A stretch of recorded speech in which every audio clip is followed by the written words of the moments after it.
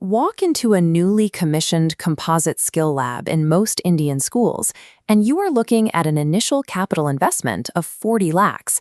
That covers the robotics kits, 3D printers, and workstations, before factoring in ongoing operational expenses. Schools are successfully purchasing and installing this hardware infrastructure. The problem is they failed to produce the educational outcomes employers actually need from these rooms. The World Economic Forum's Future of Jobs report projects that by 2030, nearly 40% of core job skills will change.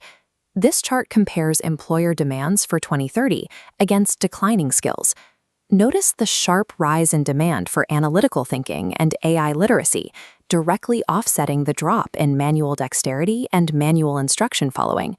Yet most skill lab students spend their time precisely on those declining skills. They follow manuals step by step to assemble pre-packaged hardware kits. A lab's value is not defined by its 3D printers.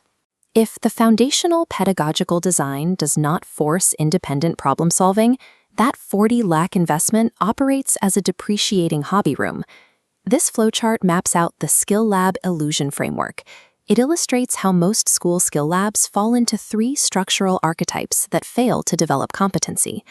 In the vendor-driven lab, the curriculum is dictated entirely by whichever equipment supplier won the procurement contract.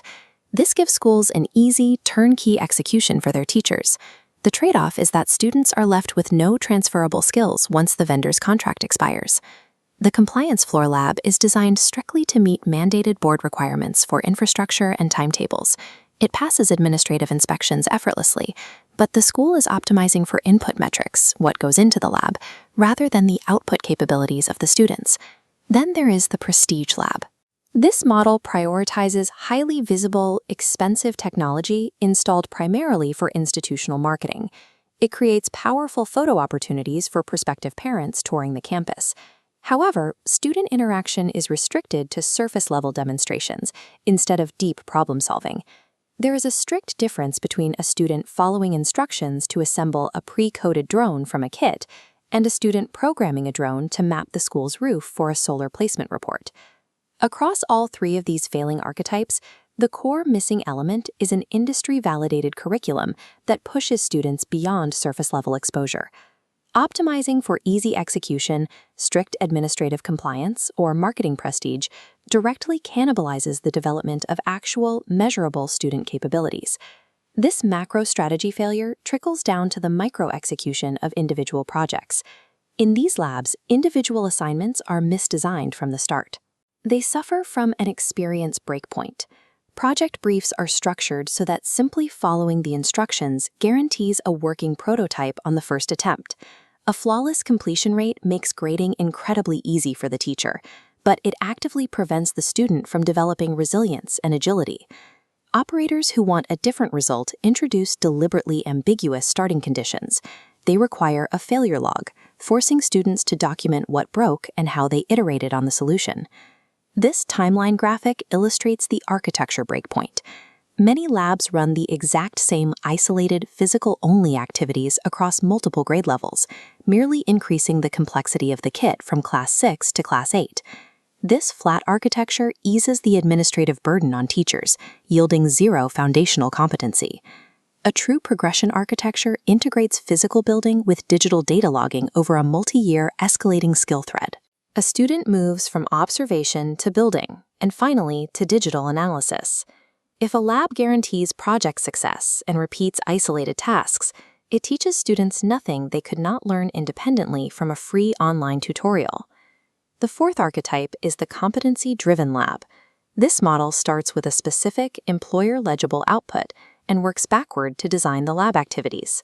To see how school-level skill education connects to employment, look at Germany's dual vocational education and training system. It has maintained some of the lowest youth unemployment rates in the developed world for over 50 years. The first principle Indian schools can adopt from this model is direct industry involvement. Working professionals must actively co-design and review the curriculum.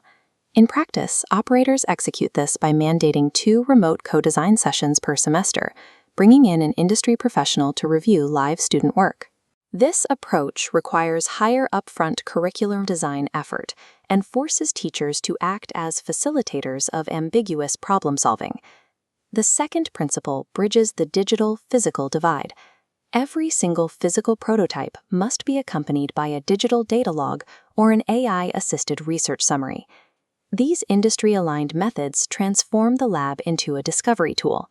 By Class 8, a student can identify a genuine aptitude for fields like IoT or renewable energy before they reach high-stakes career decisions in Class 10.